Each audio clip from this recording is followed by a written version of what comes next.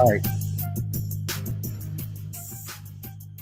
I'm back. I'm back. I'm back. And let's start off where we just got past. This is Letitia James, attorney Letitia James, state's attorney. And this is one of the people that are working together with attorney generals from different states to stop or to make sure that Trump rescinds his program or his executive order, which was to the horrible amount of denying American citizens $3 trillion of their income tax that they pay into the federal government. And every time you get paid, some of that check goes to the federal government, some goes to the state government. And so the federal government, it gets that money through the Fed, through the state, through the federal income tax, and or through the companies that pay federal taxes too, but both. And this man, Trump, has decided that he had the right above all other presidents ever before, that he somehow, I guess he thinks the Supreme Court gave him the right to meddle into taxpayer money that way, and into federal income taxes that people have to work to go to work, slave every day, despite whether they have health insurance, despite whether they have housing, they must pay. And this president decided he would just go in and stop $3 trillion of needed of necessity money, money for schools, money for healthcare, money for all types of things, medicine, money for education. I mean, and this president had the nerve to come out in his first day and just say, "Hey, this ain't y'all money. I can do whatever I want with this $3 trillion. It's not like you worked it all for it. It's my money. I do what I want." And it's the most bizarre thing. It's also bizarre to hear American citizens, not all, but there's a few. There's like one of 2 out of 10 now. It used to be higher, but I see less MAGA people making excuses for Trump now suddenly. But I mean, maybe it's because they realize it's going to hit their mama, their daddy, their sister, their brother, their wives, their husbands, and their children, and their neighbors' children. Um, Obviously they didn't suspect that, when people tried to tell them before the election that that's what these billionaires and his cabinet were all about, and Trump being as though he's a billionaire and never paid his damn state taxes. Speaking of state taxes, Letitia James is the one that got him found guilty. She is one of the few, and it's hundreds of millions of dollars Trump stole and defrauded the New York taxpayers of. Yeah, through his businesses. He didn't follow the tax law, and he was convicted of it.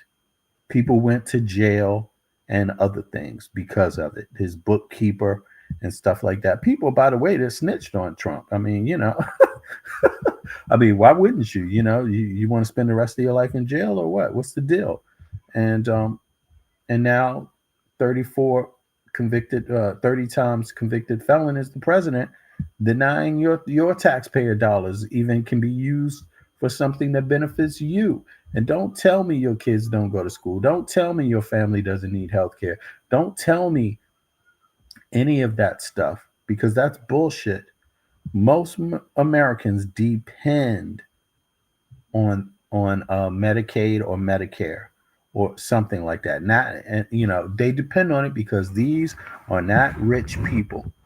Okay, the average American citizen is not rich, not in American terms, not in terms of the price of goods in the U.S., not in terms of the price of healthcare in the U.S., not in terms of the price of education. No, most Americans can't afford it. Can't even afford to pay to educate their own asses. They have to borrow money. And this guy wants to cut that.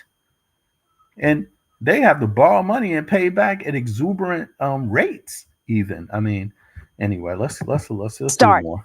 was frozen in Michigan. Access to child development block grants were frozen in Maryland. At least 20 states have been frozen out of their Medicaid reimbursement systems, including New York. And in one state, it was reported that they were blocked out of their child support enforcement and they cannot draw down on these funds. Here in New York, we rely upon these critical services throughout our state, and these funds support healthcare in rural and underserved communities. They fund infrastructure repairs to fix New York's roads and bridges. They support initiatives to take drugs off of our streets, stop dangerous crime rings, and keep communities safe. In fact, last night in Arizona, 500 pounds of meth were seized thanks to federal programs that could be paused. Not only does this administration's new policy put people at risk, but it is plainly unconstitutional. The president does not get to decide which laws to enforce and for whom. When Congress dedicates funding for a program, the president cannot pull that funding on a whim. Later today, I am leading and joining with my colleagues, my fellow Democratic attorney generals, in suing this administration to stop this illegal freeze of essential funds for our state. We will not stand for any illegal policy that puts essential services for millions of Americans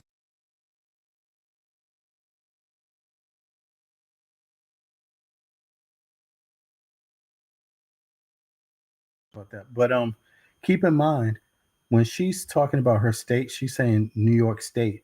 She's talking about tax dollars already paid. Federal tax dollars coming from your checks. That's what she's talking about. And someone said what money gets normally used for in a city like New York, to keep people off the freezing street, to keep sick people having access to healthcare, old and young, right?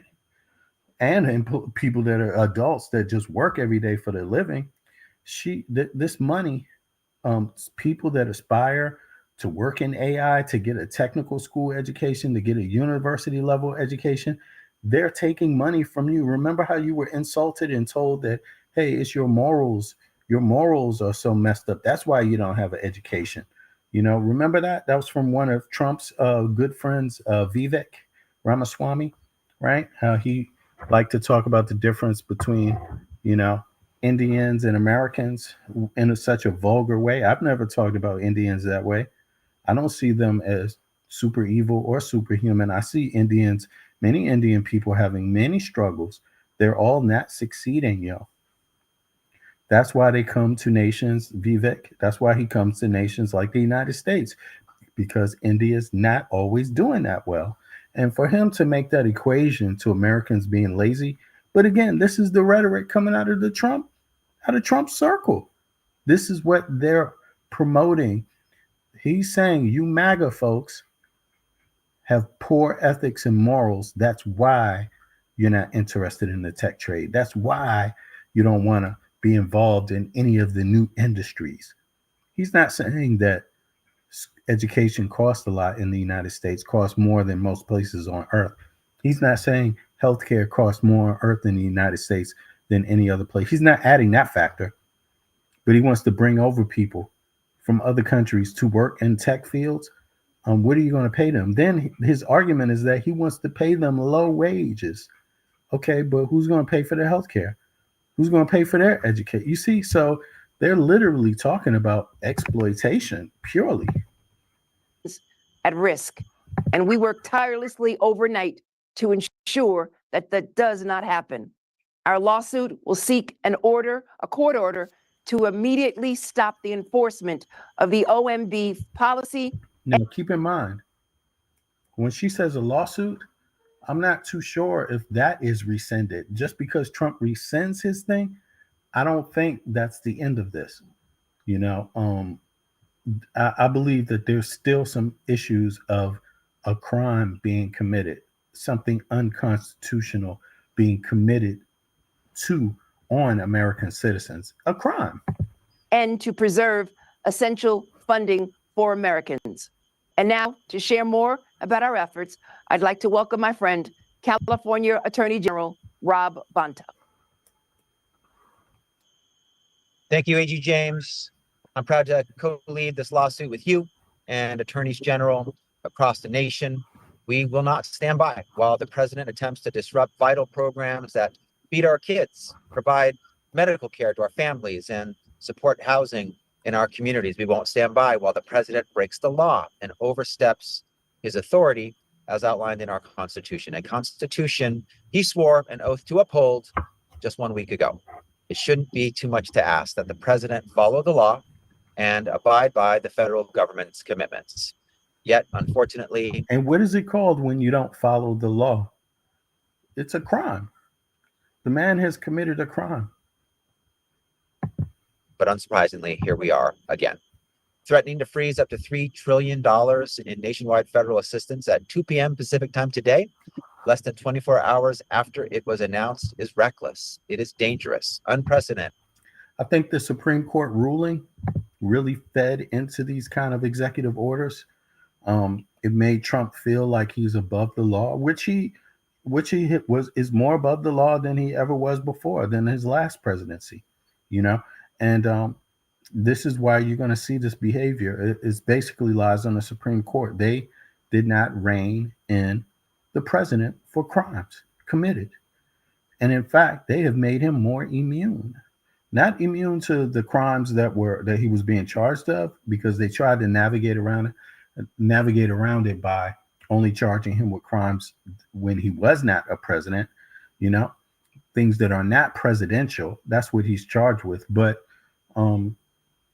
the second case with Mar-a-Lago, I mean, he wasn't the president when he left, right? So the thing about it is that he has gotten away with it. State secrets have been taken to Mar-a-Lago and shared with people. I mean, and yet the Supreme Court didn't want to rein that behavior in due to politics. Okay, great. You didn't rein it in, but who's it hurting? It's hurting the Supreme Court now because people don't trust the Supreme Court, right? They believe that it's corruption in the Supreme Court. They believe that some of the judges are getting payoffs, getting bribes, not following the rules, and there's no punishment for it if they don't follow the rules. They get to sit there for the rest of their life, even if they break the rules and receive bribes. I mean, the only people that can remove them is a Congress that does not want that behavior. That's who can remove it. And so far, the Congress that we have right now does not want to remove that behavior from the Supreme Court. So he is emboldened by Congress, by the Senate, by the courts. And these are all things that are counterproductive to the American people. And so the harm that is committed will be on the American people. In scope and devastating in its attendant effect. It's thrown state programs into chaos and created confusion among our residents, confusion that has only been further fueled by another memo that was just released today and that our team is actively reviewing. It's forced us to take immediate action to block it going into effect, to defend our people and our programs. Let's be clear, this directive from OMB is unlawful.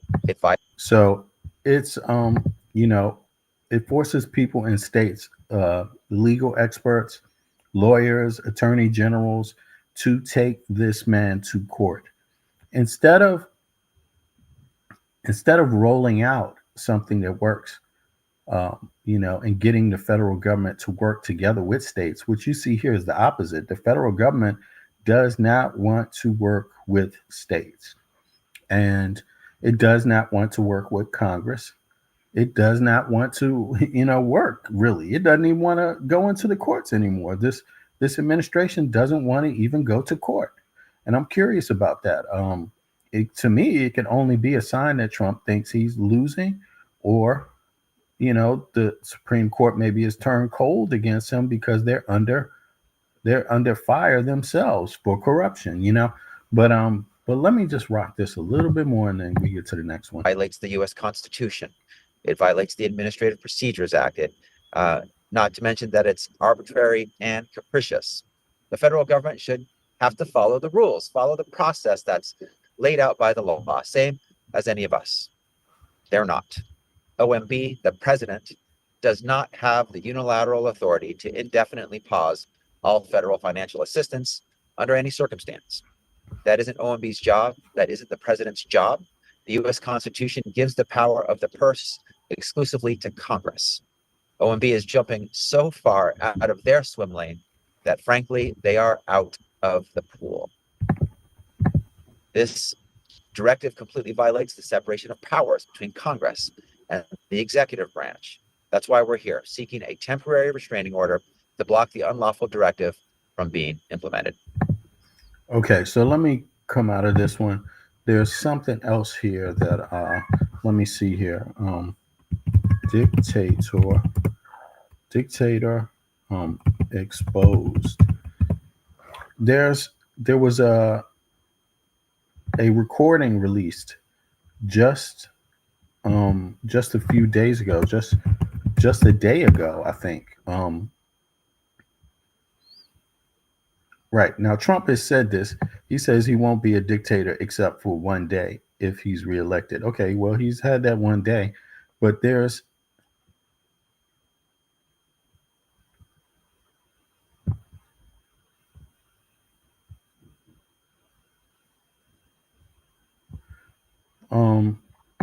I don't think it's this one. Wait a second. There was something else on Occupy Democrats about a recording that was released. Mistake just. Okay. I'm gonna see if I can find that in the meantime. But let me see here. RFK hearing. Man, this guy. Here's the dope. The 14-year dope addict. I mean, the man shot dope in his arm or in his leg or under his private parts, wherever. I don't know. All those places that you hear heroin addicts shoot things, he has done it, and this is the guy that Trump nominates. I mean, President Trump's controversial choice to become America's new health secretary, Robert F. Kennedy Jr., has been facing questions from U.S. senators at his first confirmation hearing. He insists he isn't an anti-vaxxer, as Sarah Smith reports from Washington. Yeah, he's not an anti-vaxxer now. Robert Kennedy Jr. brings a lot of controversial baggage with him into this hearing, including his vaccine skepticism. He was asked about his baseless claims that vaccines can cause autism or that there are no safe and effective vaccines. News reports have claimed that I'm anti-vaccine or anti-industry. I am neither. I am pro-safety. Protesters interrupted, accusing him of lying. It is a medical condition in his throat that gives Mr. Kennedy this very distinctive We need to voice. move Senator, I support the measles vaccine. Yeah, where did what medical condition is it, and how long has he had it? And this is not.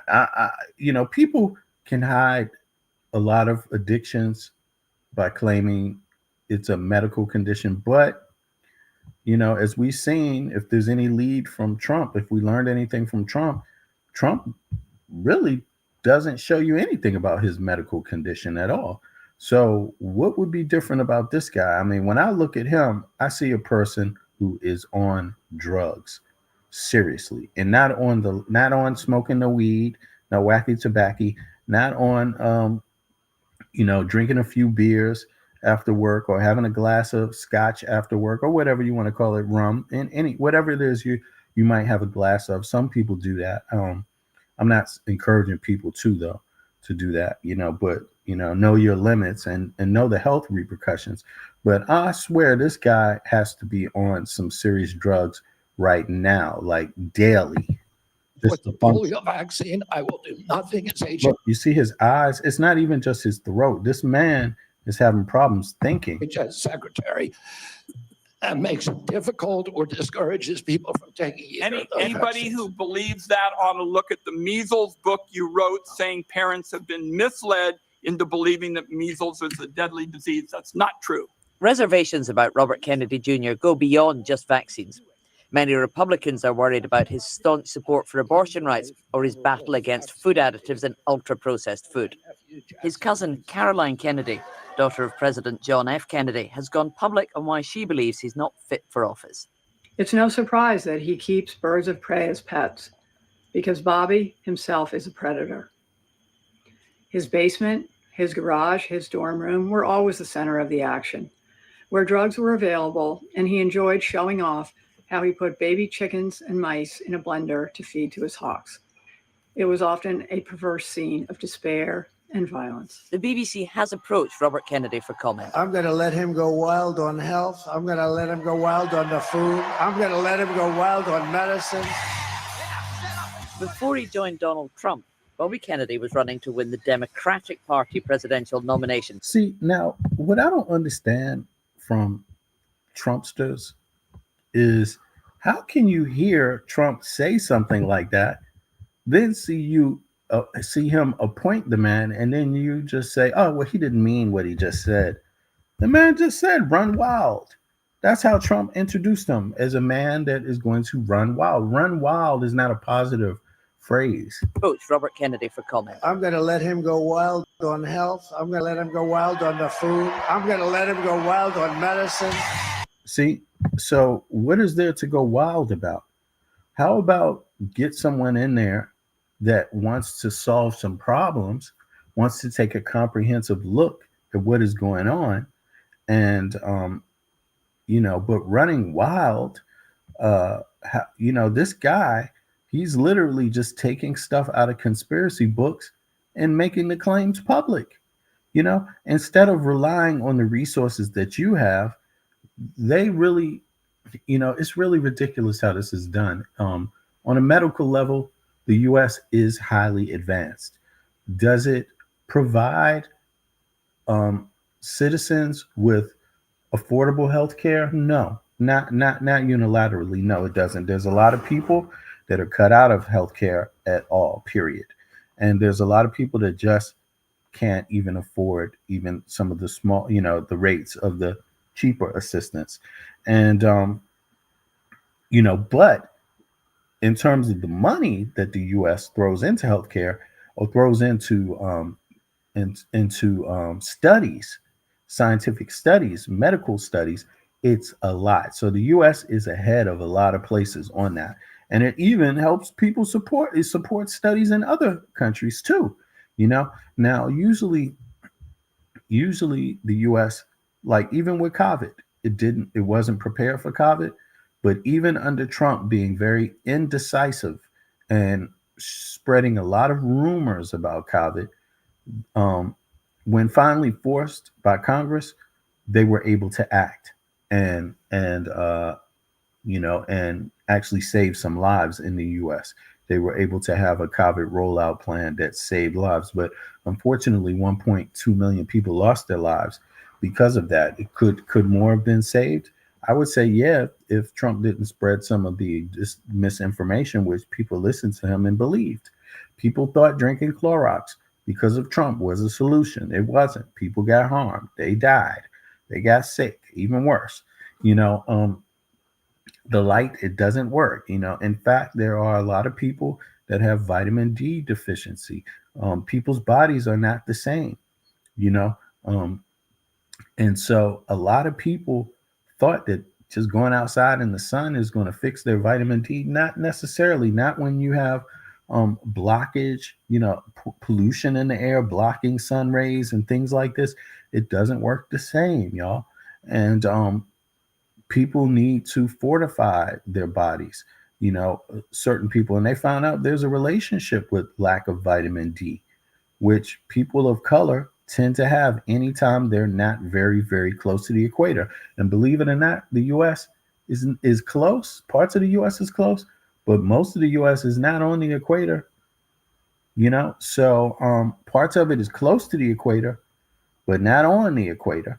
And that means you're not, getting all of that vitamin D from the sun, essentially, that you would need due to poor diet. Yes. Due to expensive food prices, you may not be able to get a good variety of foods that can, support your vitamin D deficiency. And so therefore people need to take their vitamins, take some extra vitamins, particularly vitamin D, but other things too. Go to a real doctor if you have the opportunity, and get a blood test done. Find out what you're missing. I mean, but then again, they seem to not want people getting to a doctor. It just doesn't make sense. It's again, we're talking about the wealthiest nation that's ever existed on Earth in history, and the wealthiest right now. I mean, what good is it being the wealthiest if you can't do as much good with it? Why not be less wealthy if you can do more good? If you can help more of your citizens, why not be less wealthy then? Because obviously the extreme amounts of wealth has not progressed the majority of Americans' lives, sadly. Yeah, and there's no connection between how much money you have and how much good you want to do.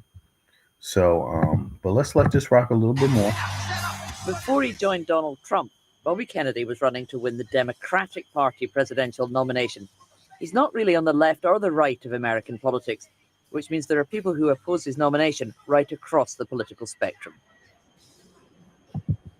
Great. So what might he... So let me find his actual words, man. This was horrifying. Watching this guy was really horrifying. I mean, to me, it's one of the worst things I've ever had to watch. Hey, my English not so good. Here we go. Let's see here.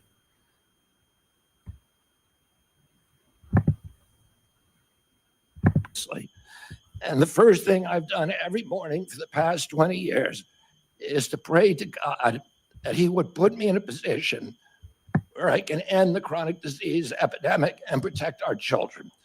That's why I'm so grateful to President Trump for the opportunity to sit here before you today and seek your support and your partnership in this endeavor.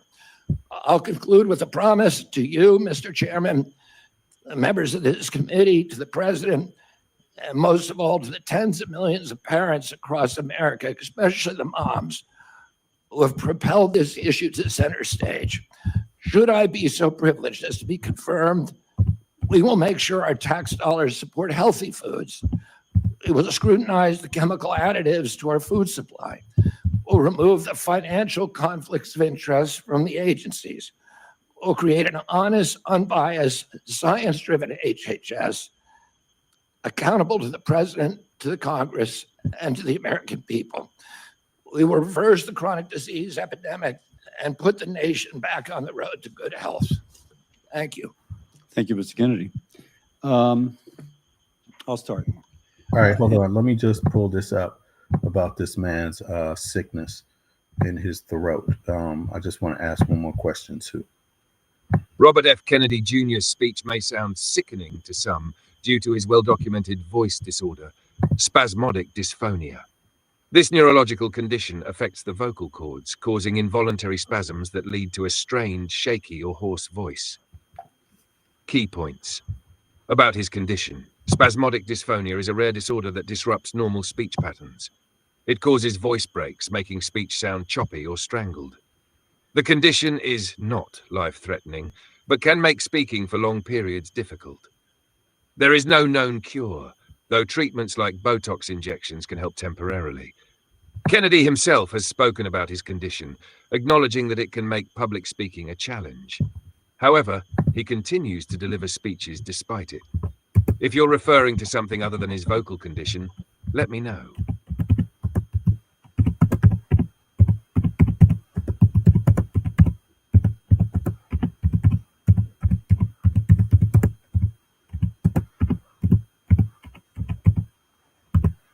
Can his sickness be caused by drug addiction or abuse? Okay, it says no. Damn, that's deep. I just like to check things out though for sure, because there are a lot of people that develop sicknesses at a certain age that people suspect could be related to maybe drug addiction when they were younger, or drug abuse if they've had serious bouts with it. But no, spasmodic dysphonia is not caused by drug addiction or abuse. It is a neurological disorder, of the brain that affects the muscles controlling the vocal cords. However, some substances can temporarily worsen voice issues or cause similar symptoms. Causes of spasmodic dysphonia. It is believed, wow, this is interesting too. It is believed that to be caused by abnormal nerve signals from the brain to control speech. It can develop spontaneously after a respiratory infection, injury, or emotional stress. It is not linked to substance abuse, but can worsen by factors like stress, fatigue, or illness. Can drug use cause similar speech problems? Yeah. Alcohol abuse? Yeah. Opiates and sedatives? Yeah. While drug use does not cause spasmodic dysphonia, it can contribute to other speech impairments. If RFK's voice sounds unusual, it's almost certainly due to his diagnosis. Okay, so that's pretty much ruled out. But for me, I just like to double check actually. So let's hear some more. And for everyone's information, yesterday finance went long. This is not the Star Chamber. This is where I think most people can get their questions out in 5 minutes. And so I'll let it go a little bit over 5, but out of deference to our witness who's already testified for 3 hours, I'll be a little tight. That said, at the end, taking the ranking member and the chairman's privilege, we will have a chance, the two of us will have a chance to ask a little bit more. And that's what you get for being a chair. So that said, let's begin. Bobby, if I may, because you said I could, you had once described yourself as pro-vaccine to me. Now, the context of what I'm about to ask is that there's multiple studies establishing the safety of measles and hepatitis B vaccine, and specifically that they are not a cause of autism. In this position, and you have previously said yes, but if you are approved to this position, will you say unequivocally, will you reassure mothers unequivocally and without qualification that the measles and hepatitis B vaccines do not cause autism? Senator, I am not going into the agency with any. That's kind of a yes or no question, because because the data is there, and that's kind of a yes or no. And I don't mean to cut you off, but that really is a yes or no. If the data is there, I will absolutely do that. Now there is the data, just because I used to do hepatitis B, as I've said. I know the data is there. Well, then I will be the first person. If you show me data, I will be the first person to assure the American people that they need to take those vaccines. Now, what concerns me is that you've cast doubt on some of these vaccines recently. I mean, like the last few years, but the data, and I can quote some of it, the data has been there for a long time. I've been out of the game. I've been in Congress for 16 years, and this data was in large measure generated before I came to Congress. So my concern is that if you're making those claims and being so influential, I mean, your bully pulpit is incredible. With that responsibility, that you never acquainted yourself with anything that might contradict that what you were previously saying. So let me ask once more. If the data is brought to you, and these studies that have been out there for quite some time and have been peer reviewed, and it shows that these two vaccines are not associated with autism, will you ask, no, I need even more? Or will you say, no, this, I see this, it's stood the test of time, and I unequivocally and without qualification say that this does not cause autism? No.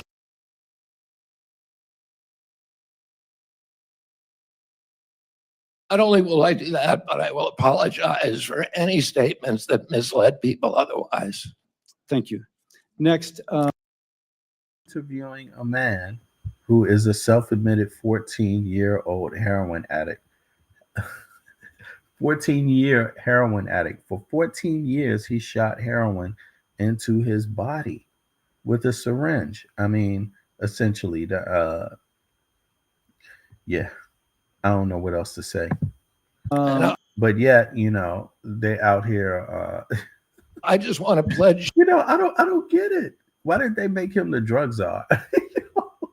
to you, and I will never stick on a point if somebody shows me data that says I'm wrong. I know that's an interpretation people have, but it's absolutely wrong. I think You know, it's ridiculous. Where he wants to be is in a room with people that just share his opinion, so he could say everybody agreed with it. But there's already loads of information out there that he obviously must disagree with, particularly studies by the government, right? So you could see what the question is about. But this man, he's not being really made to answer much. Driven and evidence driven. I think the concern is how persuadable people are. But let me go on because I have limited time. I'm going to hold myself to the same 5 minutes. Yesterday, Senator Bennett in Finance asked you if you had once previously made statements that Lyme disease was created as a military bioweapon, and you said you may have said that once. Do you still believe that Lyme disease was created as a military bioweapon? I've never believed that, Senator. What I said is that that we should always follow the evidence. There were 3 books suggesting that. I have not read them through. What I've said is we should always follow evidence, no matter what it says. So I never have said that definitively Lyme disease was created in a biolab. Okay. Next. So Lyme disease wasn't created in a biolab then. I mean, you know, I don't get it. Again, this will be kind of a yes or no. Do you commit that you'll revise any CDC recommendations only based on peer review, consensus-based, widely accepted science? In other words, not personal beliefs or the beliefs of any single person that you or your department may identify? Absolutely, Senator. I am not going to go into HHS and impose my preordained opinions on anybody at HHS. I'm going to empower the scientists at HHS to do their job and make sure that we have good science that's evidence-based, that's replicatable, where the raw data is published. I'm almost out of time, so let me get to another question. All right. Do you promise that FDA will not deprioritize or delay review and or approval of new vaccines, and that vaccine review standards will not change from historical norms? Well, we will have the best vaccine standards with safety studies, and I will not, if the That's a little bit of a different answer than the question I asked, because what is the best could be in the eyes of the beholder. So let me read again. Promise that the FDA will not deprioritize or delay and or approval of new vaccines, and that vaccine review standards will not change from historical norms. Yes. Great. With that, I will set a good example, and I yield my time to. Thank you, Chairman Cassidy. And I'm going to do what I very rarely do, is actually follow up on a question from Senator Cassidy. Now, check this out. While he's in here being asked that question about, how would you perform as the secretary or the head of Department of Health, right? He's saying, I would do this and I would do that. But look, Donald Trump has recently taken significant actions affecting the Department of Health and Human Services, right?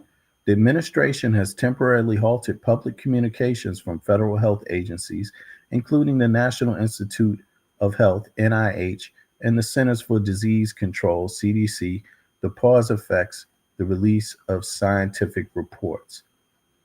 The pause affects the release of scientific reports on data. Appointment of Robert F. Kennedy. President Trump has nominated R. F. Kennedy Jr., a known vaccine critic, to lead HHS. The decision, right? Health and Human Services.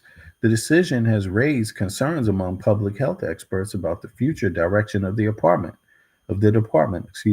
Travel and funding restrictions. HHS has imposed significant restrictions on travel and funding affecting 13 agencies. These measures include a halt to new contracts, grants, external communications, which has disrupted various public health initiatives.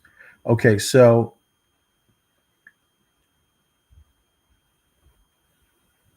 to me, it seems like there's no oversight.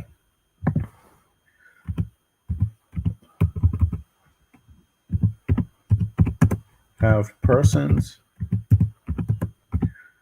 with oversight been asked to leave employment or been hindered? Let me see here. Under President Donald Trump administration, several offices with the Department of Health and Human Services have been reassigned or removed from their positions. Notably, May 2020, Kristen Grimm, the acting inspector general, HHS, was replaced after her office released a report highlighting several shortages of personnel, prospective equipment, and testing supplies in hospitals. President Trump criticized the report, calling it wrong, and subsequently announced Grimm's replacement. Additionally, in January 2025, the administration implemented a temporary freeze on public communications from federal health agencies, including the National Institute of Health, NIH, and the Centers for Disease Control and Prevention, CDC. The directive led to the cancellation of scientific meetings and suspensions of grants reviews, causing significant disruptions. Okay. Researchers are terrified of Trump. Freeze on science. Yeah, and you should be too. The bungled health crisis sank Trump's first term. Is he making the same mistakes? These are articles out right now. Yeah, so I'm hoping that people take some concern about this, because it doesn't seem like this is the guy you want going into a place that is in the current situation that it is, because of, Trump's order and Trump's movement. What he has admitted, he wants to stop all federal agencies. That's part of Project 2025. So why is he nominating this guy if he wants to stop these things? Of course, they're not good at lying, so they just change their answer from day to day depending on what they want the public to hear. But it's clear that that's part of the agenda. But let me see. Let me read some comments here. RFK Jr. is not going to admit to anything. He will change his stance if he is confirmed. Yeah, exactly. As soon as he's confirmed, I agree. He doesn't. He's just doing what he has to do to be appointed, and you can't even expect truth. It's just ridiculous. The man has already rolled back all the stuff he said before, and now he's claiming that he doesn't believe that stuff. He's just going to follow the science. But the person who appointed him is not going to follow the science. He's saying the science is corrupt. He doesn't follow the science on anything, Trump. So RFK is just saying what he thinks they want to hear. I agree. Let me hear this one thing about Bernie here, this exchange. There have been, as I understand it, dozens of studies done all over the world that make it very clear that vaccines do not cause autism. Now, you just said, if I heard correctly, well, if the evidence is there. The evidence is there. That's it. Vaccines do not cause autism. Do you agree with that? As I said, I'm not going to go into HHS with any preordained. I asked you a simple question, Bobby. The studies all over the world say it does not. What do you think? Senator, if you show me those studies, I will absolutely, as I promised to Chairman Cassidy, I will apologize. That is a very troubling response, because why hasn't he already read them? Why hasn't he already seen this stuff? That doesn't make any sense. He's the one that wants to be the leader, and yet he's claiming to have not done any research on any of the department's reports already or findings. The studies are there. Your job was to have looked at those studies as an applicant for this job. All right. Thank you, Bernie. Let me ask you another question. That was his job.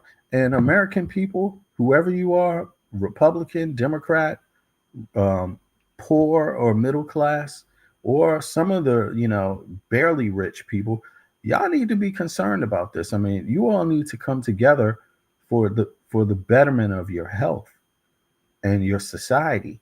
Why live in a society that you're not willing to work together on improving things? You can't always let the few things you hate stop you from improving all the things you love.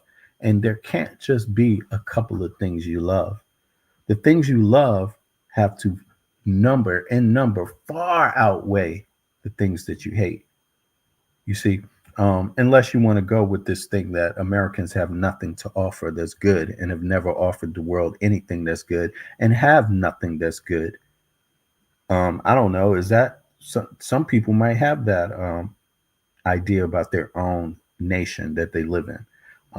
But to me, that sounds ridiculous, because why then are so many people flooding the place?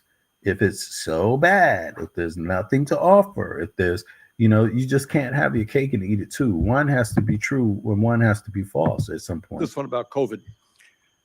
Scientists with the Yale School of Public Health and University of Maryland have estimated that the COVID vaccine saved 3 million lives and prevented 18 million hospitalizations. President Trump, someone who I do not often agree with, has said that the COVID vaccine was, quote, one of the greatest miracles of the ages. That's Donald Trump. But Bobby, you had a very different perspective. At a time when thousands of Americans were dying from COVID every week in May of 2021, you petitioned the Food and Drug Administration to revoke the emergency use of COVID vaccines. So my question to you is, were the scientists who told us that the COVID vaccine was imperative, and President Trump who told us that it was this great thing, were they right, or were you right when you told people that they should not take COVID shots? Senator, I filed that lawsuit after CDC recommended. Andrea, you would think folks would get that point. Using heroin for 14 years has a bigger impact on one's health than something. Yes, I would think so. And psychological problems as well. It's an opioid. People. Let me just pull this up. Actually, what negative health consequences can come from heroin addiction? I mean, I don't even know why I have to ask this, but it's just to be clear, because I don't like spreading information that's not, well-rounded or things like this. I'm not one of those people that likes to do that. And I'm not trying to be right. I just want to examine what's there on these topics, and then come to my own conclusion. But here, let's see here. This guy shot heroin up for 14 years. Let's see. What does it say? Heroin addiction can have a variety of negative health consequences, both in the short term and long term. Here are some of the key impacts. 1. Immediate effects. Respiratory depression. Heroin can severely slow breathing, leading to respiratory failure and death if overdosed. Euphoria and drowsiness. Initially, heroin produces a sense of intense pleasure, followed by drowsiness, but this can impair motor skills and decision-making. Nausea and vomiting. Many users experience stomach issues, including nausea and vomiting after using heroin. 2. Long-term health consequences. Infectious diseases. Sharing needles and other drug paraphernalia increases the risk of HIV, hepatitis B, hepatitis C, and other blood-borne infections. Liver and kidney damage. Chronic use can cause long-term damage to the liver and kidneys, leading to failure in severe cases. Heart problems.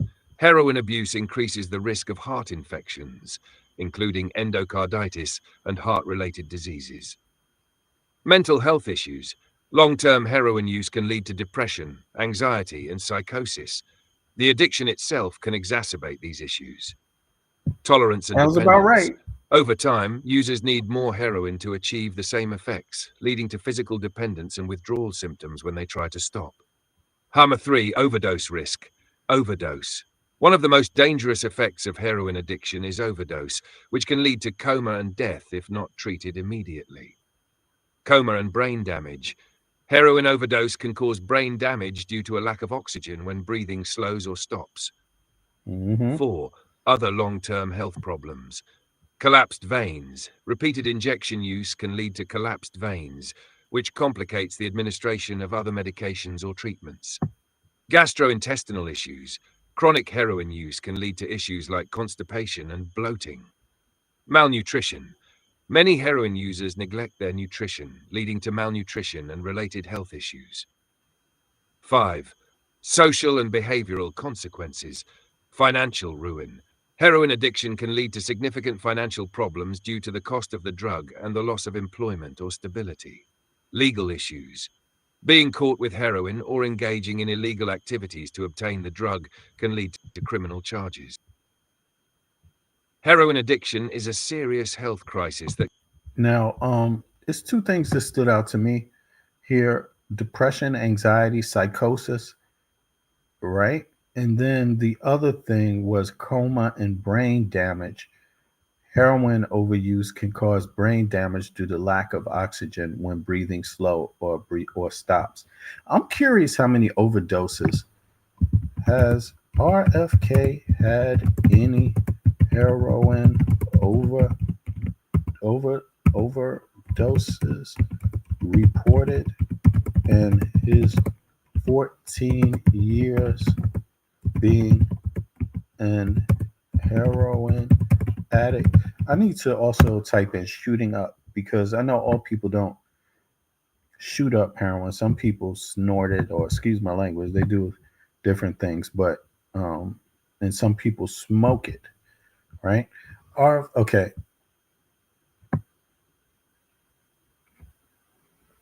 Okay, he doesn't have public reports. However, there are no publicly available reports indicating that he has experienced any heroin overdoses. But for 14 years, bro, damn, okay, you were an expert. In recent interviews, Kennedy shared his personal journey, stating, "I was a heroin addict for 14 years." He also expressed a strong commitment to addressing addiction and mental health issues, emphasizing the importance of treatment and support of those affected. While Kimberly's family has expressed concerns about his past behaviors and views, there's no public information that he has suffered overdoses related. Okay.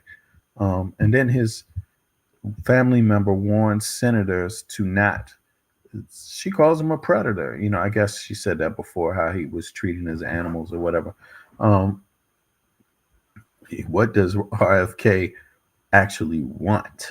That's a good question. Anti-pharmaceutical. RFK is a heroin use. He believes in every drug except the ones that keep you alive. Yeah.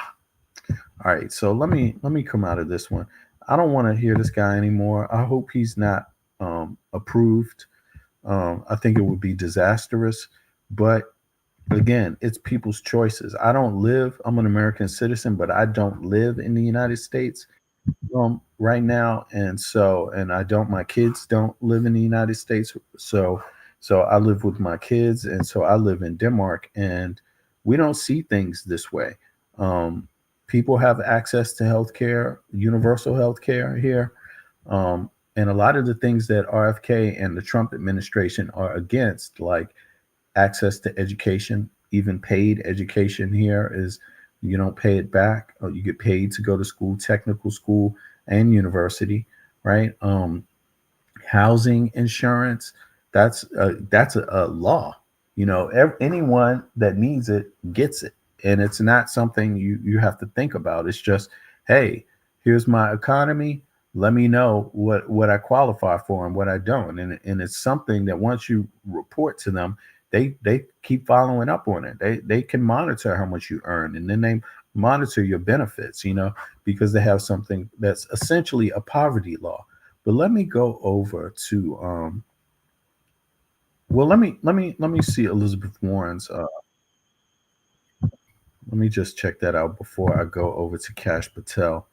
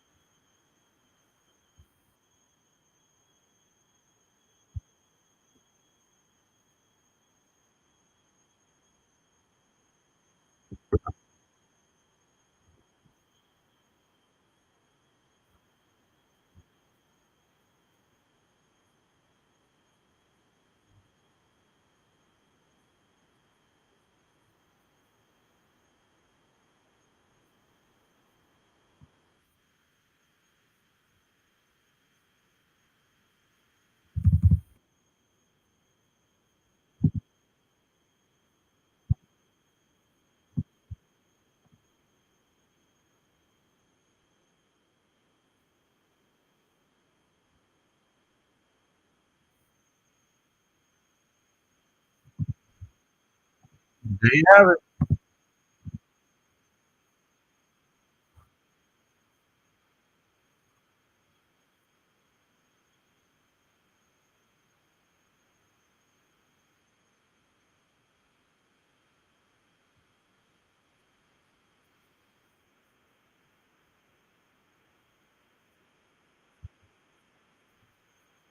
Most of these people in Trump's cabinet seem like people that are just interested in making money themselves, you know. And it seems like there's a lot of ethical laws already in place um, against that, but maybe they're not all laws. Maybe they're practices that are trusted, like persons are trusted to do that. Just like, yeah, it just doesn't seem like there's enough oversight on that. You don't want political appointees or a president making money privately from pretty much their appointed position. Now if this guy becomes head of DHS, is that what it is? um oh no, not DHS, the health department of health. If he becomes the head of that, and he's already selling books and magazines or whatever, pamphlets about that go to the contrary of that, if he's making private money off of that stuff, to me it seems like he shouldn't be anywhere near the health department. But hey, seems like a conflict of interest to me. But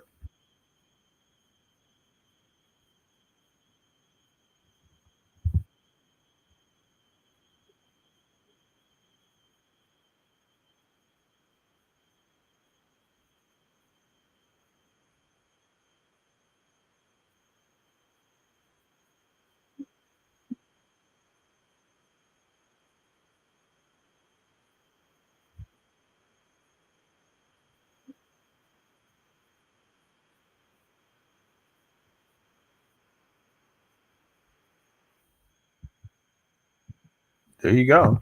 He's going to implement his policies. It doesn't matter if it's legal. It doesn't matter if it makes sense. He just serves. I mean, there's nothing about the Constitution. There's nothing about the American people. I mean, we know that you're supposed to be working together with the president, but you're also supposed to have understand that there's limitations to that. It can't just be a blanket. I'm going to do whatever he says, and to me, that just sounds like just answers that you give. Um, Minimal answer you could give. The minimum is what he's stating, and that's not good enough. It almost sounds like somebody who's guilty, not wanting to answer any questions. But let's go over to Cash Patel here real quick. Let me see here. Mr. Patel, another one.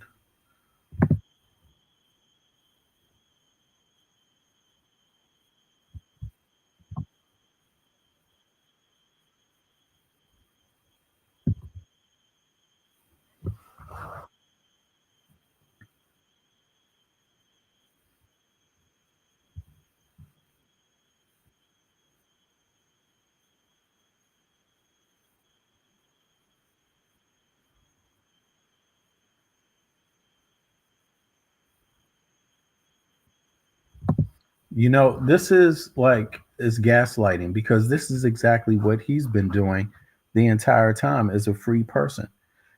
He's been putting information out there to counter the prior administration's views and approach. And but yet, he seems more hostile when someone else does that about him. It's like,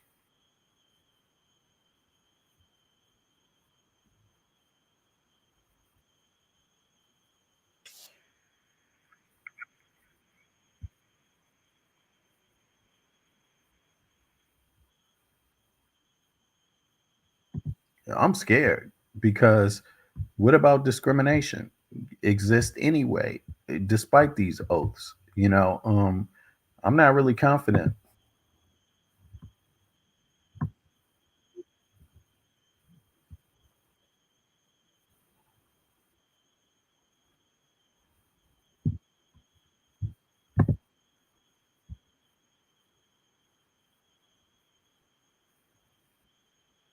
Oh, girl named Lexus and her mother.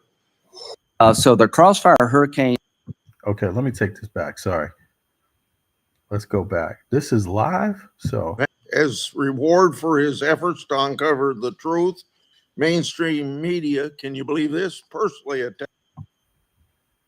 oh, this is what Something Senator I'm going to Hatch? share with you. Oh, Grassley, right? Okay, I'm sorry. This FBI case would later be codenamed Arctic Frost. The third email, February 24th, 2022, email from Tebow to John Crabb, noting that the Attorney General and the FBI approval will be sought to open the case. The fourth email, February 25th, 2022, email from Tebow, subordinate agent, saying they added Trump and others as a criminal subject to the case. Tebow responded, quote unquote, perfect. The fifth email, March 22, 2022, from Tebow, emailing a version of an investigative opening for approval. This didn't include President Trump. I want to make clear that one didn't include President Trump as a criminal subject. The sixth email is on April 11th. But he is a convicted felon. So, I mean, he is a criminal. So you can't, if a person already has criminal past that is recent, it's illogical to just erase that from your mind like he's not a criminal. This man is a felon many times over. And so for people to be aware of that and to find crimes like stealing top secret documents from the government and taking them to your home and then refusing to turn them over when inquired about them, it's just ridiculous. Talking to people in recordings, which they have Trump, about the what is inside of these documents. I mean, this stuff is troubling, and yet they're expecting that no one would investigate it. 2022, from Tebow approving the opening of Arctic Frost. The seventh email is an April 13th, 2022 email from FBI. All right, It's let me titled, just walk through here. Let me get Report further. organized a special agent force. J. Edgar Hoover became director of the FBI in 1924 and led the Bureau for 48 years until his death in 1972. He is credited with professionalizing the Bureau and developing its investigative ability. Yeah, and then he committed crimes. So anyone American citizens should be, always concerned about crime in these offices. Should always be concerned about following the law, but also when you have such power as a government official has,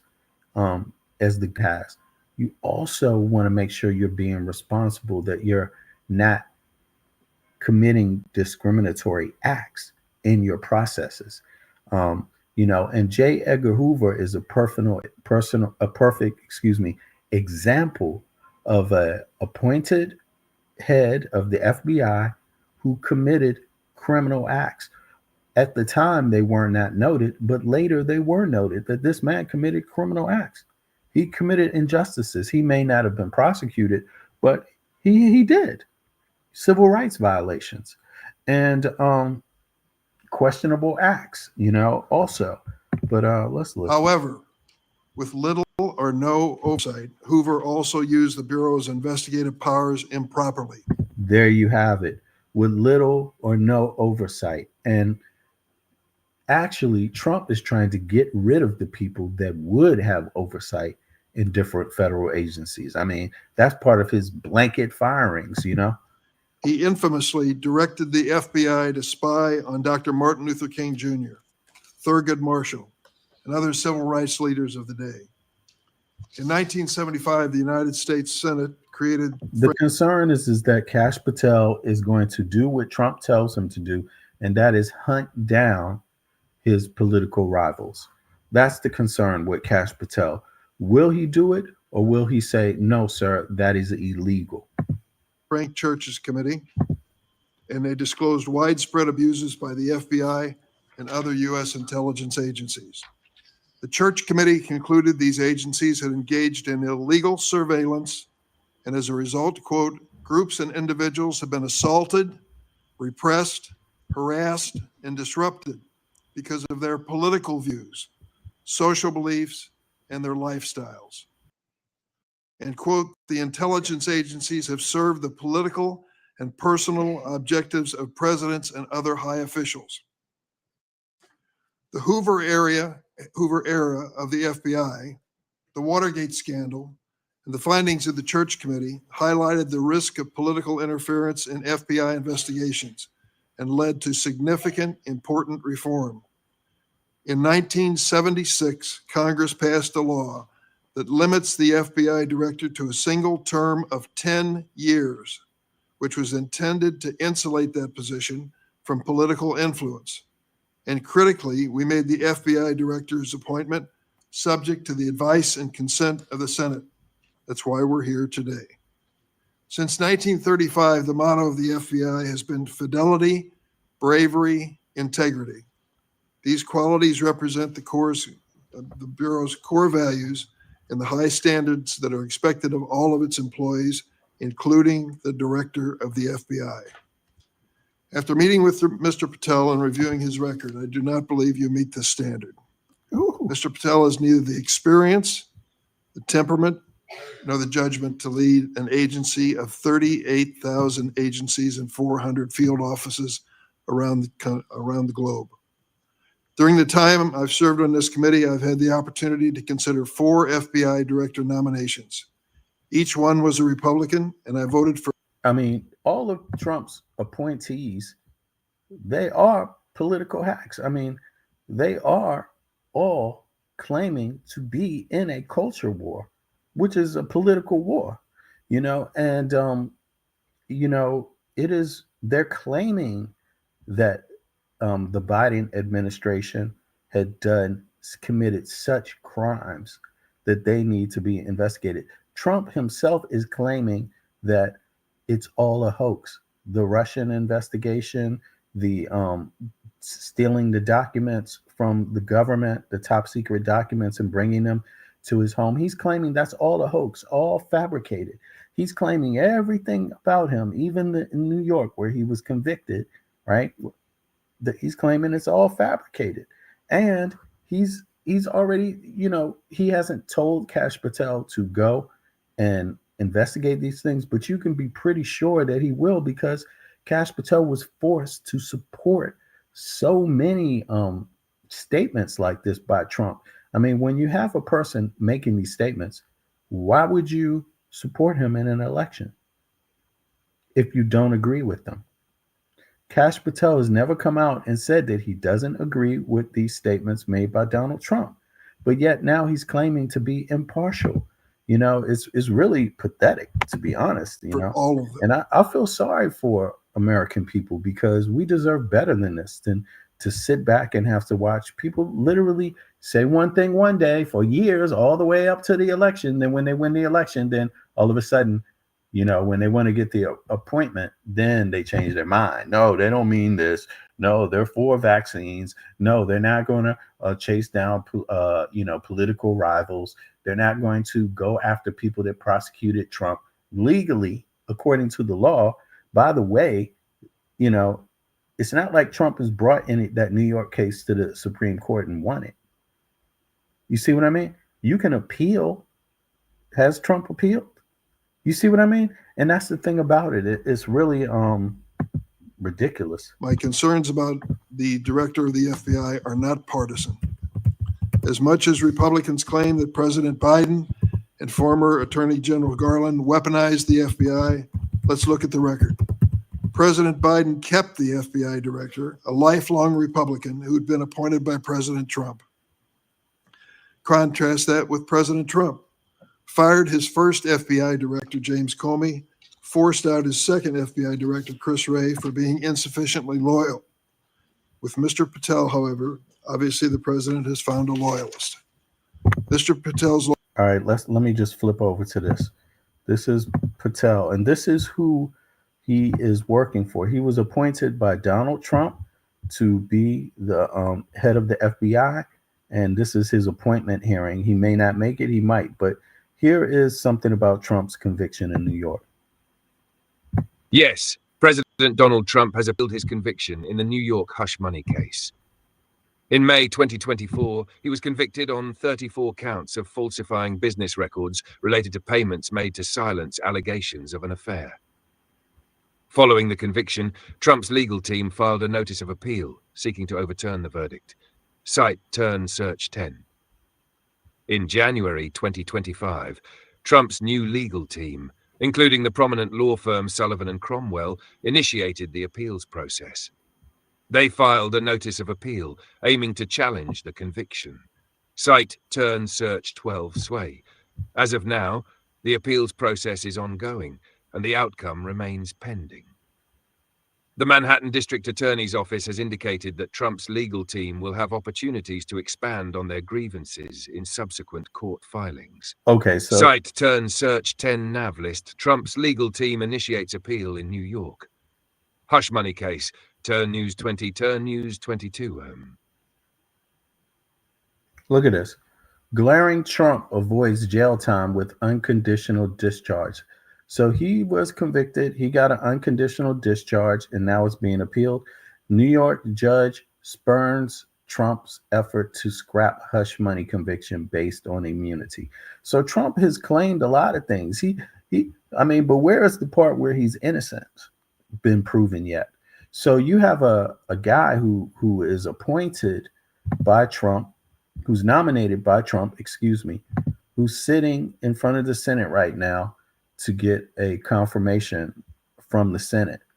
And this man is not at all concerned that these convictions of Trump could just be actually that. In his mind, because it's Trump, that changes every single thing, and it just shows you the absurdity of this, how far this absurd stuff has gone. I mean, you literally have a guy who, on one hand, claims to uphold the law, but on the other hand, believes the law is like a deep state. Himself has said this, and he is going into the office while he made statements about there being some sort of deep state. It's crazy. loyalty includes touting conspiracy theories. But is Trump part of the deep state? Was he part of the deep state in 2017, 18, 19, and up to when he left office? What did he do when he was in office? I mean, and it's ridiculous. He's going back there. He didn't find a deep state before. Now he's going back to find a deep state again. Okay. The threatened and theories and threatened efforts at President Trump's enemies. How do we know Mr. Patel's theories, his beliefs, what motivates him, what he really believes? He wrote it in a book. This book, Government Gangsters, I urge all of you to read before you cast a vote for this gentleman. Mr. Patel has published at the back of this book a list of 60 people whom he calls, quote, members of the deep state, 60. This list includes many distinguished public servants who've dedicated their lives to our nation. Among them are Democrats and Republicans, including former Trump administration officials like the former Secretary of Defense Esper.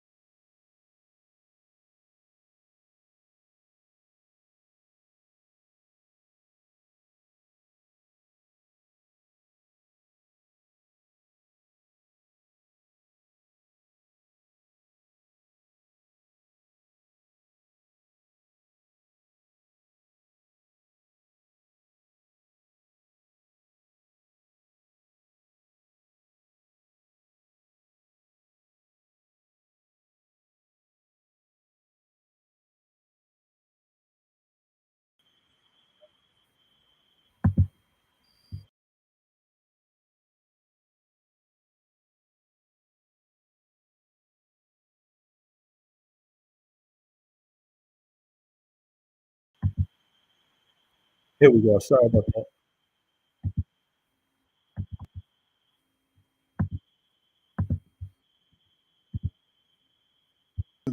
Throughout his life, lashing out at anyone who disrespects him or doesn't agree with him. We're putting you all on notice. Let me bring that Shut back. down the FBI Hoover building on day one. Reopen it the next day as a museum of the deep state.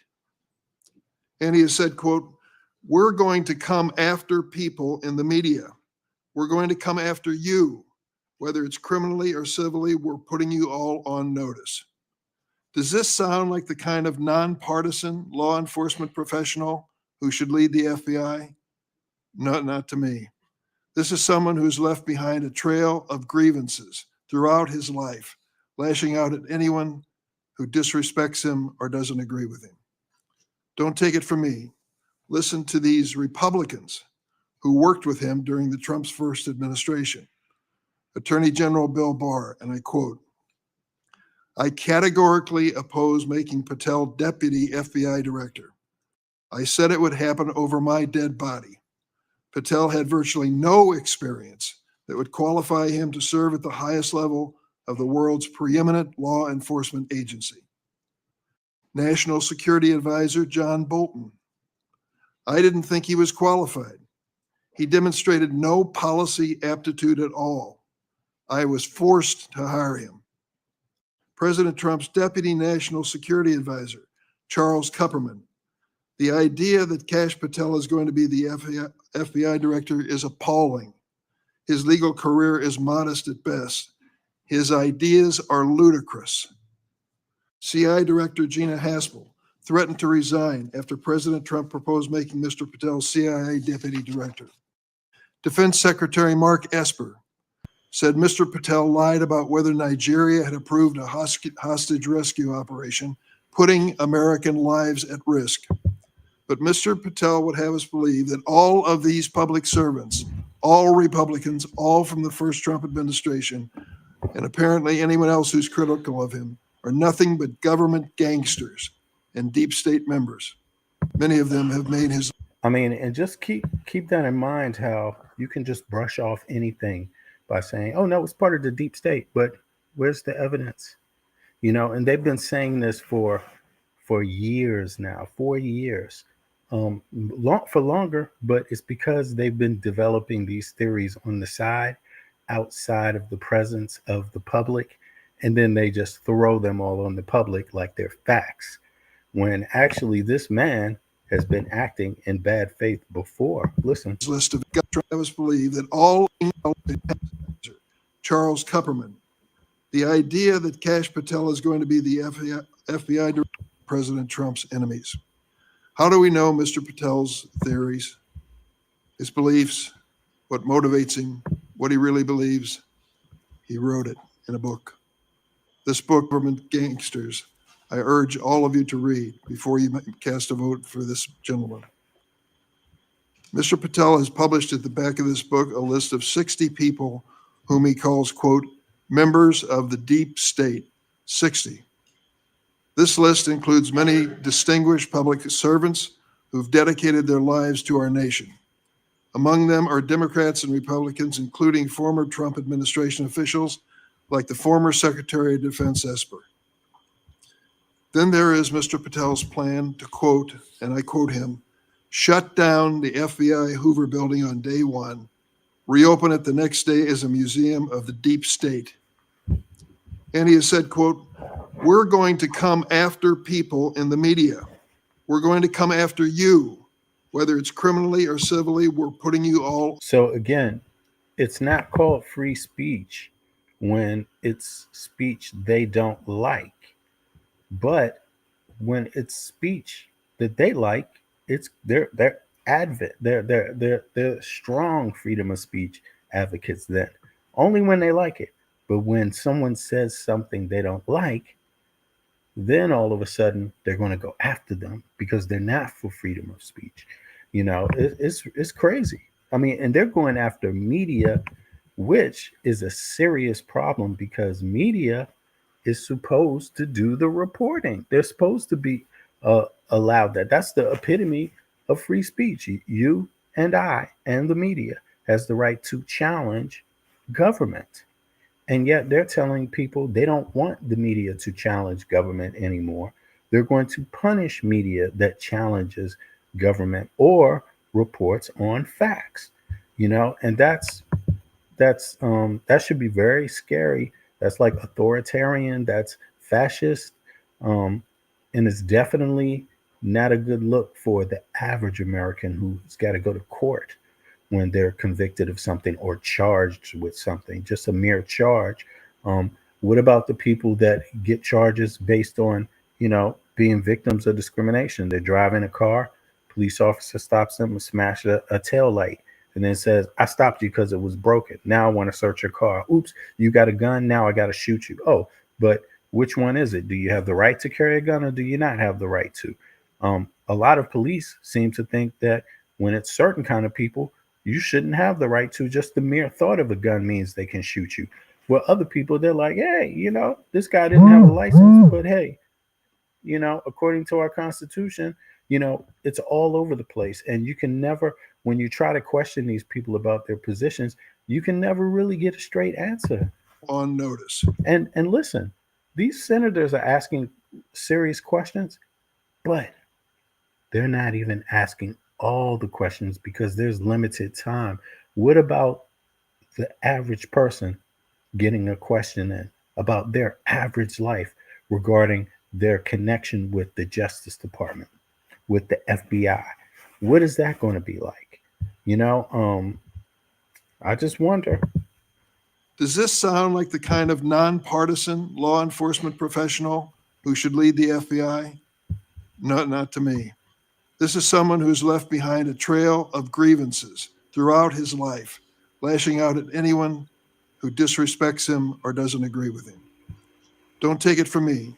Listen to these Republicans who worked with him during the Trump's first administration.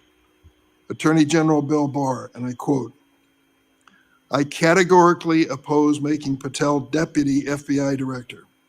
I said it would happen over my dead body. Patel had virtually no experience that would qualify him to serve at the highest level of the world's preeminent law enforcement agency." National Security Advisor John Bolton. "I didn't think he was qualified. He demonstrated no policy aptitude at all. I was forced to hire him." President Trump's Deputy National Security Advisor, Charles Kupperman. "The idea wasn't aptitude at all. I was forced to hire him." They're talking John about Bolton, Cash Law Enforcement Agency. National Security Advisor John Bolton. "I didn't think he was qualified. He demonstrated no policy aptitude at all. I was forced to hire him." President Trump's Deputy National Security Advisor, Charles Kupperman. "The idea that Kash Patel is going to be the FBI director is appalling. His legal career is modest at best. His ideas are ludicrous." CI Director Gina Haspel threatened to resign after President Trump proposed making Mr. Patel CIA Deputy Director. Defense Secretary Mark Esper said Mr. Patel lied about whether Nigeria had approved a hostage rescue operation. Kash Patel lied about what? Deputy Director. Defense Secretary Mark Esper said Mr. Patel lied about whether Nigeria had approved a hostage rescue operation. Whether Nigeria had approved a hostage rescue situation. Kash Patel lied about that. Putting American lives at risk. Putting American lives at risk. Now, how many Americans complained about that debacle? Yeah. But Mr. Patel would have us believe that all of these public servants, I bet you loads of people didn't even hear about that. All Republicans, all from the first Trump administration, they lied about whether Nigeria had approved a hostage rescue operation, putting American lives at risk. But Mr. Patel would have us believe that all of these public servants, all Republicans, all from the first Trump administration, and apparently anyone else who's critical of him, are nothing but government gangsters and deep state members. Many of them have made his list of enemies. Just this week, CNN reported that during the Trump administration, CIA officials referred Mr. Patel to the Justice Department for criminal investigation for sharing classified information without authorization. You hear that? This man shared classified information without authorization. CIA officials referred Mr. Patel to the Justice Department for criminal investigation for sharing classified information without authorization. Last week, I asked the Justice Department and intelligence community for information on any criminal referrals relating to misconduct by Mr. Patel. I have yet to receive a response. Yeah, because guess who the president is now? You know, I mean, it's crazy, man. Patel's record is clear. He traffics in deep. And this might be why Trump wanted to fire all the federal employees, because inside of that, it says that they are not to speak, communicate, etc., until the matter is finished, is resolved. You know, that's an executive order. So I'm pretty sure they're not able to communicate right now, but this is by design by Trump. This is not a norm. Normally, that is not the case. This is extremely out of the norm. Debunked conspiracy theories that serve or benefit his political beliefs. All right, let me just go over to here real quick. I want to hear about all of his conspiracies. Let's see here. Let's see. Is it right here? Okay. Kash Patel has made statements promoting conspiracy theories, particularly regarding the so-called deep state.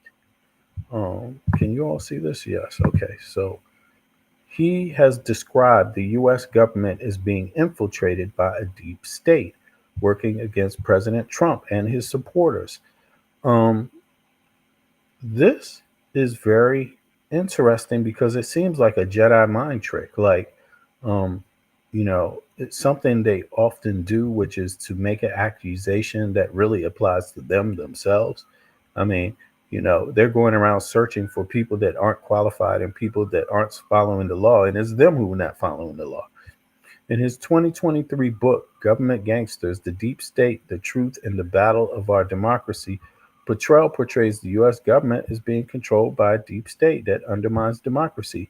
And who is the deep state? Is it Israel? Is it Jewish people? Is it the Illuminati? Who is it? And then look, he's getting all this from QAnon. Additionally, Patel has been associated with promoting QAnon conspiracy theory.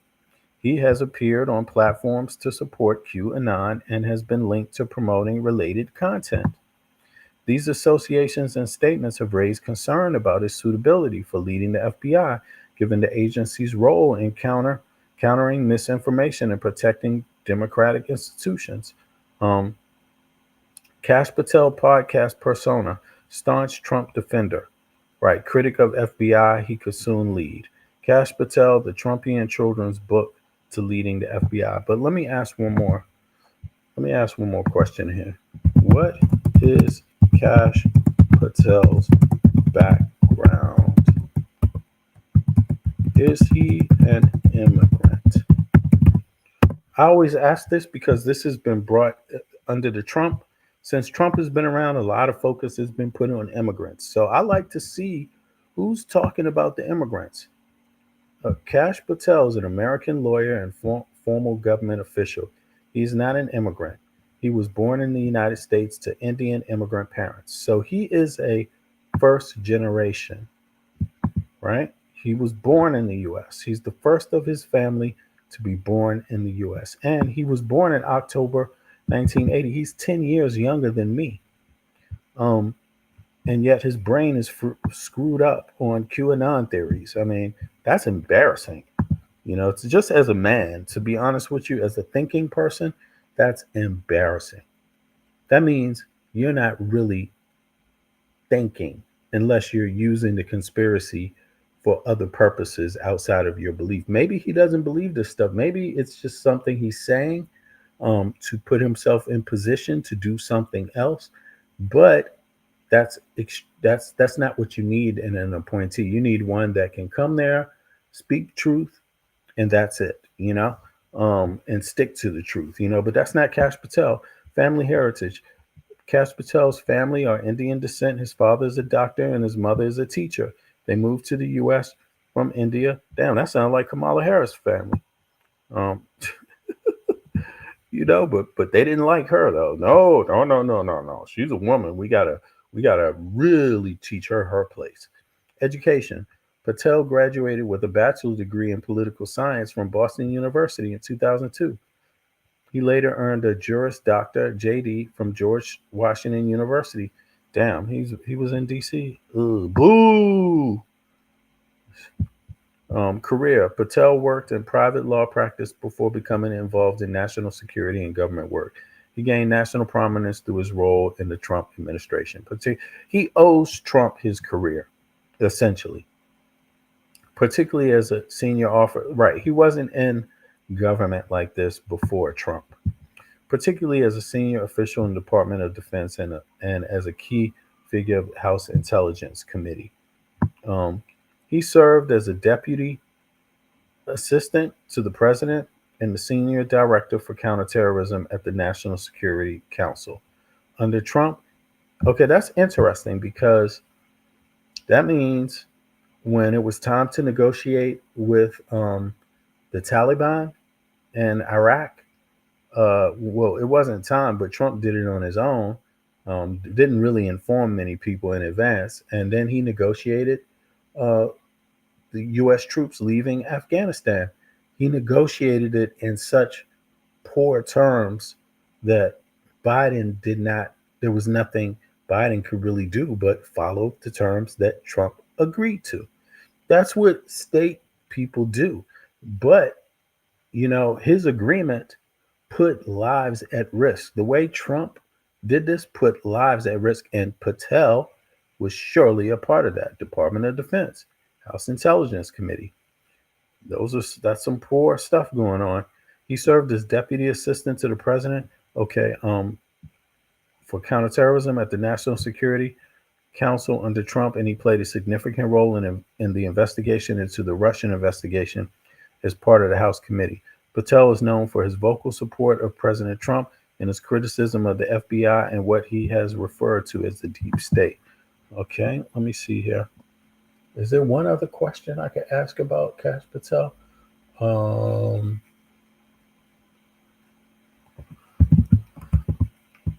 Let me see here. Oh, well, let me go on. I'm going to go back to this one. Let's see here. Let's start with January 6th, and he dedicates a whole chapter in this book on January 6th. That's something that each and every one of us, as witnesses to January 6th, have our own view of. I'll be grateful always to the Capitol Hill police officers who risked their lives defending me, members of Congress, and visitors to the United States Capitol on that day. Mr. Patel posted on social media, quote, January 6th, never an insurrection. Cowards in uniform exposed. End of quote. Let me repeat that. Cowards in uniform exposed. Who was in the Capitol building on January 6th in a uniform? The Capitol Police were. Do you think they were cowards? Many of them risked their lives and some gave their lives in defense of this building. How about the DC police who were here as well? They were in uniform, cowards, risking their lives as well. Some of them being battered and beaten by these mobsters that came into the Capitol. And Mr. Patel claims that the FBI agency aspires to lead. Get this now, was planning January 6th for a year. He says the FBI was planning January 6th for a year. That's a quote. Mr. Patel has gone so far as to co-produce and sell musical recordings of a song performed by January 6 rioters in jail. This is what they all have in common, the grift. They're all grifting. What type of person does this? Like, again, where are the ethics rules? Where are the ethics rules? Where is the separation going on? Like, this guy can literally sell conspiracy theories, make money off of them. At the same time, he's supposed to be thought of as a serious person to appoint. That is bizarre. That you should have no financial benefit from your opinion if people are to take your opinion as being unbiased. Otherwise, obviously, you're making money off of your opinion. So that's not good. That will compromise your opinion anyway, just from the mere fact that you are attempting to profit from it. That means you're going to write and say anything that gives you some profit, whether it's true or not. This is ridiculous. Rioters who violently assaulted. And I'm gonna tell you, I never looked into this before. I knew that this dude was nuts by a few comments, but I didn't know that he even said this about Jan 6. To co-produce and sell musical recordings of a song performed by January 6 rioters in jail. Rioters. So he had enough time to co-produce a song for Jan 6 rioters. That's what this guy is doing, spending his time doing. That is bizarre. That's bizarre. Who violently assaulted police officers. He has described this January 6 choir as, quote, political prisoners. Political prisoners. But at least 6 members pleaded guilty to assaulting law enforcement officers on January 6. All 6 have now been pardoned by President Trump. Here are some of those people who received blanket clemency by President Trump on his first day in office in the second term. So Kash Patel believes the FBI is the one behind Jan 6, and he believes that those people were peaceful protesters, despite what people have seen all over the world in video. Cater assaulted Capitol police officers with pepper spray, incapacitating 3 officers. Ryan Nichols sprayed pepper spray on multiple police officers. After the attack, Nichols posted on Facebook, and I quote, "So yes, I'm calling for violence and I will be violent." Jordan Mink struck officers, quote, aggressively with a long pole. He spat at officers and threw large items at them. Armed with a knife, Ronald Sandlin shouted at officers, quote, "You're going to die, get out of the way." Sandlin shoved officers when they tried to lock the doors to the Senate gallery. After breaching the Capitol, James McGrew struck an officer and lunged for his baton. McGrew also threw a wooden handrail with metal brackets at officers. I want to read a sentence from this book on the January 6th experience, just to give you an idea of Mr. Patel's take on what he calls a haphazard riot.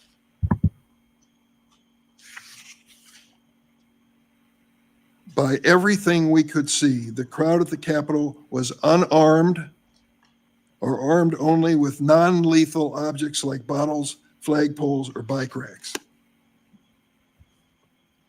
Mr. Patel has also peddled conspiracy theories for his own financial benefit, promoting a line of dietary supplements that claim to help people. Well, first of all, that's ridiculous because they've discovered more than what Kash Patel mentioned in his book. And obviously, you know, that they were still looking for people. They haven't found the person that planted 2 bombs. And Kash Patel should eagerly been wanting to find out who this person is, right? One laid a bomb in front of the DNC, Democratic National Convention headquarters, and the same person laid a bomb at the Republican and yet headquarters in DC. And yet, for some reason, you know, he's not disturbed by the fact that that individual hasn't been caught. He doesn't mention it, but there's other instances. I mean, come on. The police officers themselves said that they were assaulted. You've seen a lot of it. Police officers died. I mean, what the person who came out said that he is going to be violent. People said it with their own words, leaders. And yet this guy is claiming to have seen none. He's claiming to have seen none, no violence. He said he's seen no violence on Jan 6. He said it wasn't an insurrection. That's not what they said. You know, this guy, he was there. Look at this. My name is Munsi This is Saleh. I'm a ridiculous. professor of electrical engineering. This is ridiculous here. This is Cash Patel, y'all. Pardoned by President Trump for his role in the January 6th riot at the Capitol building, has reportedly been killed by police. The Indiana State Police say 42-year-old Matthew Huddle got into an altercation with an officer during a traffic stop. They say the officer fired at the suspect, fatally wounding him. Investigators say a firearm was also found in the suspect's vehicle.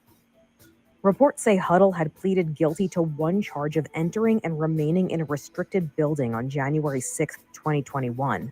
DOJ included these photos of Huddle in their complaint against him. He was sentenced to 6 months in federal prison and 12 months supervised release. However, earlier this month, he received a pardon for his actions, the same day President Trump was sworn into office to start his second presidential term. So, look, this, and Cash Patel said. So we're going to see some of what our witnesses saw on January 6th. Let's see the video, please. Cash Patel, apparently, he saw this with different eyes. Watch. But please be advised that it contains graphic images and strong language, which many may find disturbing.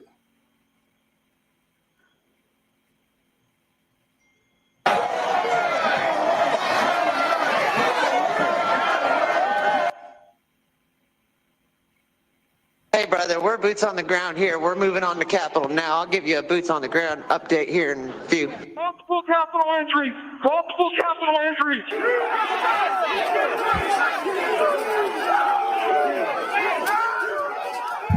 Is that peaceful? Is this peaceful, Cash Patel? Fuck you, police! We're still taking metal, sharpened objects, missiles to include bottles and rocks, and hand-thrown chemical-grade fireworks.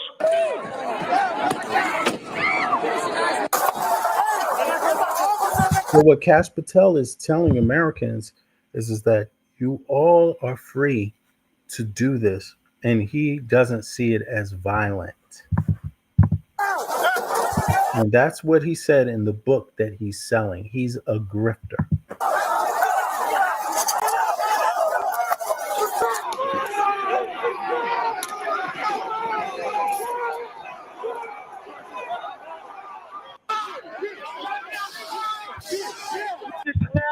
Cash Patel called this peaceful.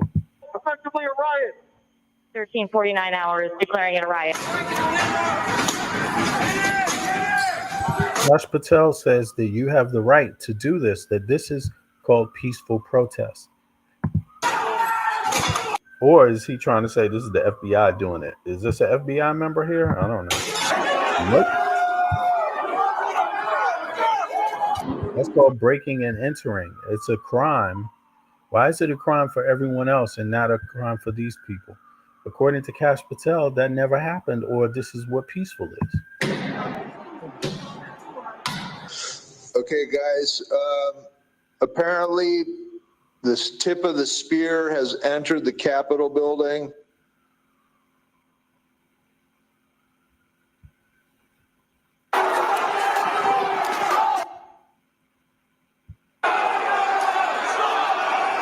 So if you go to a government building, according to Cash Patel, you have the right to storm it, to bombard it, kick the doors and windows in, storm it, and threaten to kill people, and destroy property, hunt people down. You have that right.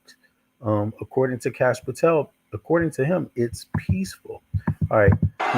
Now everybody's seen this, Jan. Once you begin dating an Asian. So let's go back. So we're going to see some of.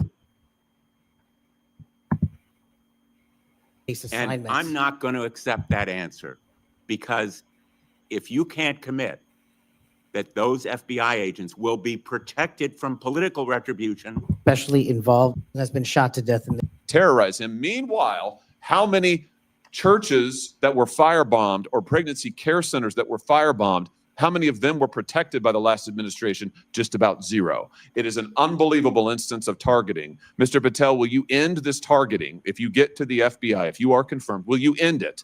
And will you make clear to all agency personnel that there can be no targeting on the basis of religious belief, and this will never happen again in the United States of America, at least not under your watch?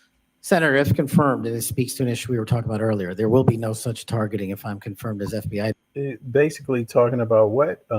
People that are trying to stop abortion clinics, Director, and the resources of the FBI, which are funded by the American taxpayer dollars. In the 7 minutes that you and I have been talking about, 2 people have died from fentanyl overdoses. I'm going to give it to them. Fantastic. Here's my last question for you. Do you think it's appropriate for the FBI to try and pressure the largest technology corporations in the world, the most powerful corporations in the world, the social media companies? Do you think it's appropriate for the FBI to pressure them to censor the political speech of everyday American citizens? Oh, this is ridiculous, man. Come on. It's about data collection. And do you want the Chinese government having all that access to American citizens' data?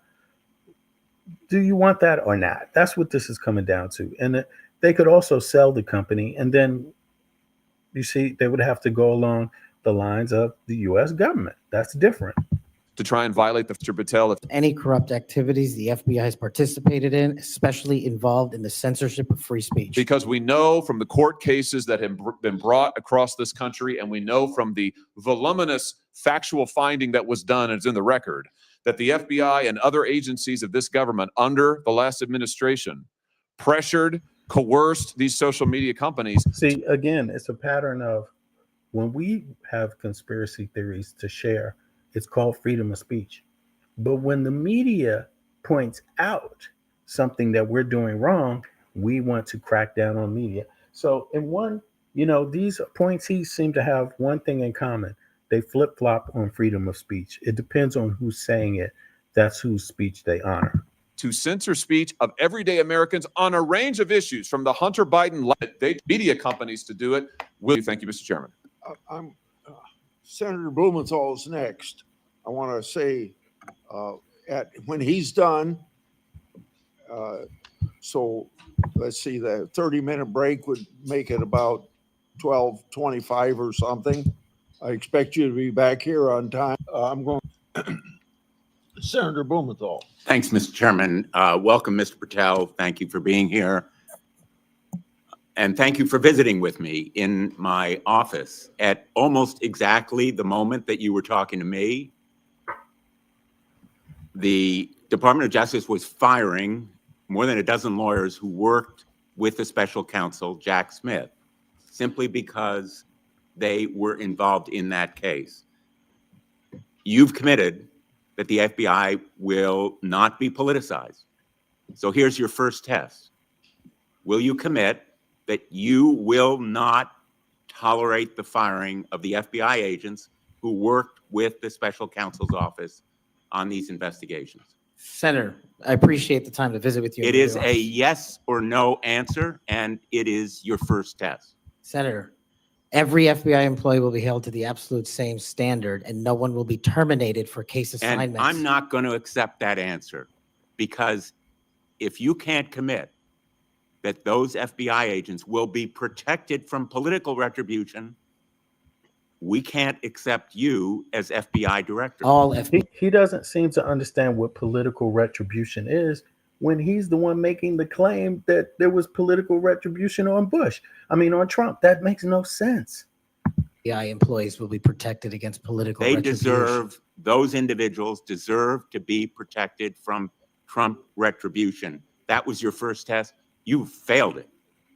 By saying all FBI employees should be protected? That is a test of professional diligence, because it is the measure of whether you will stand up and say no to the president if he gives you an unlawful or illegal order. Let me turn to the J6 choir. You know who the J6 prison choir is, don't you? It's been referenced earlier, yes. And you know about the song. He produced the song himself. He's a grifter. How do you produce a damn song for people, for rioters, then he claims that after everyone saw all the violence that these rioters committed, I call them terrorists, you know, to be honest, domestic terrorists. Um, Outside of him seeing all of that violence, he said it was a peaceful it was a peaceful demonstration, you know. That, in fact, you produced, you promoted, and you used to, as you put it, support, raise awareness and support for the political prisoners still locked in jail. Those J6 choir. So you hear this. He only acknowledges political intent when it's his own, when it's Trump, the person who appoints him, says so. So far, that's all he's done. Anything else he doesn't recognize as political. That's ridiculous. You can't make the claim that that can happen under normal government business, and then all of a sudden claim that normal government business will prohibit it. But he's not making a case for himself. What will he do? Were they political prisoners? I don't know everyone in the J6 choir. That's what you said. Exactly. And Trump didn't know all the people he pardoned either. He doesn't know all the cases. And here you are, his appointee doesn't know all the people that he just went out there and said they were peaceful protesters. It's ridiculous. That's not how I read it, Senator.